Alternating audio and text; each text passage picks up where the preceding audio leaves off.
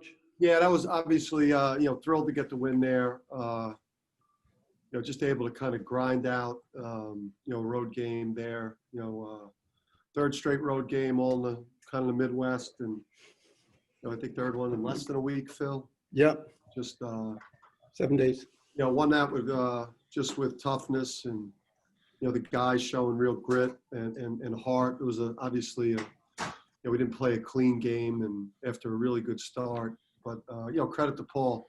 Those guys played really, really hard. It's a really athletic team with a couple of excellent front court players. It's really talented perimeter people. So, thrilled to get the win. Obviously, some important winning plays down the stretch there to get us our fourth win, away from Stores. So, obviously thrilled with the week, but the guys certainly didn't have the same pop today. We looked a little tired. Wayne, you on? Yeah, Dan, talk about that last stretch there when you scored the last 8 points of the game. DePaul had 6 turnovers in the final 4.5 minutes. What did you do differently that hadn't been working in the first 35 minutes or so? Yeah, I just think we did a better job of holding the paint. While we were being real aggressive with our ball screen defense, we just did a better job of holding the paint and, being more aggressive. I just think we were a step slow, and, credit those guys. They've got tremendous quickness, but that's what winning teams do. Good teams in the last 4 or 5 minutes of a close game, they rely on their defense. And then just talk in general about the play of Tyrese and RJ. They really filled the gap with the missing points from James Bouknight. Yeah, both guys I think made some big plays. I mean, we're obviously missed a number of opportunities, had a hard time at the free throw line. Missed some point blank chances again, which we've got to get better at finishing, or else. We're not going to continue to win. But yeah, Tyrese was huge. He put behind him, some struggles at the free throw line, and made some timely baskets. And I thought, RJ too was a huge 3 in the corner. Really, gave us a lift. And we talked to RJ after the game, and the first thing he talked about was winning it for Coach Rowe. Can you just address the idea of how you kind of made this a game about winning one for D? Yeah, what we asked, we asked Coach Moore and Coach Freeman and Coach Salik Brown. I'm not sure if I'm allowed to call him a coach, but we asked those guys, to speak about the impact that man has had on the lives, that amazing man has had on the lives of people, and just what he means to, New England, but specifically UConn. Like a cherished member of the UConn family.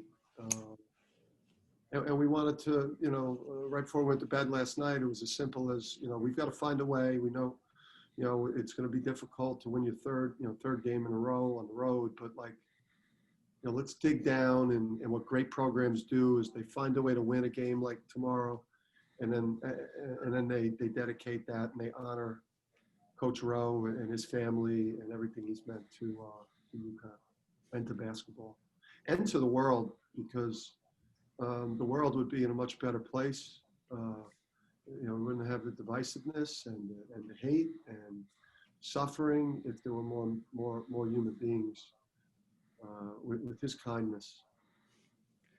Dom? Dan, I know Tyrese transferred because he wanted to test himself in the Big East, and tonight was kind of a typical Big East game, rough and physical. He looked like he was right in his element. Is that kind of what you envisioned when you got him? Yeah, I mean, when he committed to us at Rhode Island, that recruiting class was, it was a top 25 class in the country. So and Tyrese, we knew we were getting a high major player at Rhode Island. And I think he's just kind of scratching the surface. I think he's just scratching the surface of what he's going to be able to do. And, you know, this time, although it sucks to play without Book and Dre, you know, and then just get a cook back. This is really good for him to really develop his role in this team and develop confidence. Dave, Borges? Yeah, Dan, you know, with obviously Tyrese coming up big, like you said, and RJ and the defense stepping up big late, but overall, was this a game where kind of James's absence was felt a lot more so than certainly Butler and even, you know, the Marquette game where he was hurt and didn't play a whole lot? Was his absence really kind of felt tonight more so than before? Yeah, I mean, and it's, you know, it'll be felt until he returns, but that doesn't mean that you don't win another way. You know, we are going to have to rely on our defense and our rebounding, and at times, obviously, this was our worst rebounding performance next to Creighton. You know, just to start, and most of it happened in the first 15 minutes of the game. They were getting offensive rebounds. It was very discouraging, but I just think we were a step slow and credit them. But yeah, I mean, there's always a path to victory with James out there. It's not as narrow. I got a kick out of that. John Fanta? And I guess to that point, Congrats on the Browns too. As a Bengal fan, long suffering, very envious and happy for you. hold on, Coach. Thank you. Appreciate it. When you think about that path narrowing without James, and you think about the fact that you just went on the road 3 straight games in this league, first time you're on the road in this league, and you come away 3-0. You know, what did you see unleashed in your group here in this stretch? Yeah, that again, I've talked about it, and you know, we returned a number of guys from last year that won a lot at the end of last year. You know, RJ was around the winning, sitting out last year. You know, Tyrese came to us. You know, I had a relationship with him.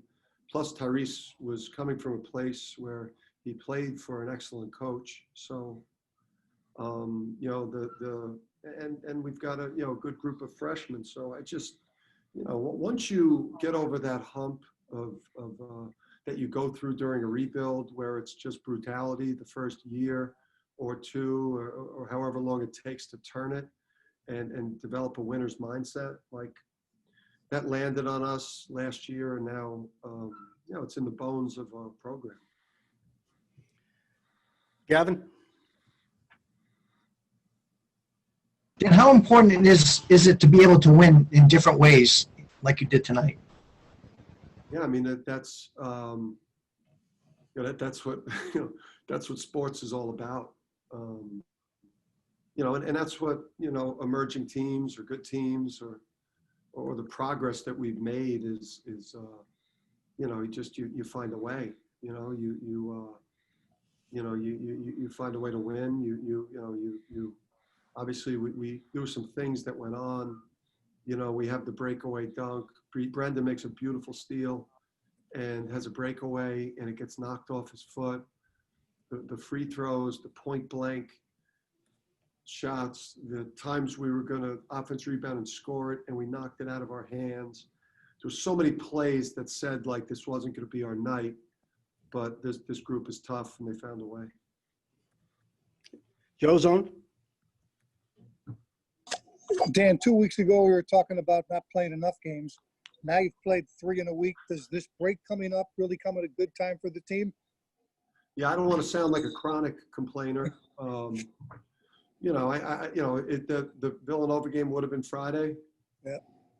Yeah, I think we would have been fine, obviously, on Friday. You know, getting back off the road, we get in relatively early because it's an early game today.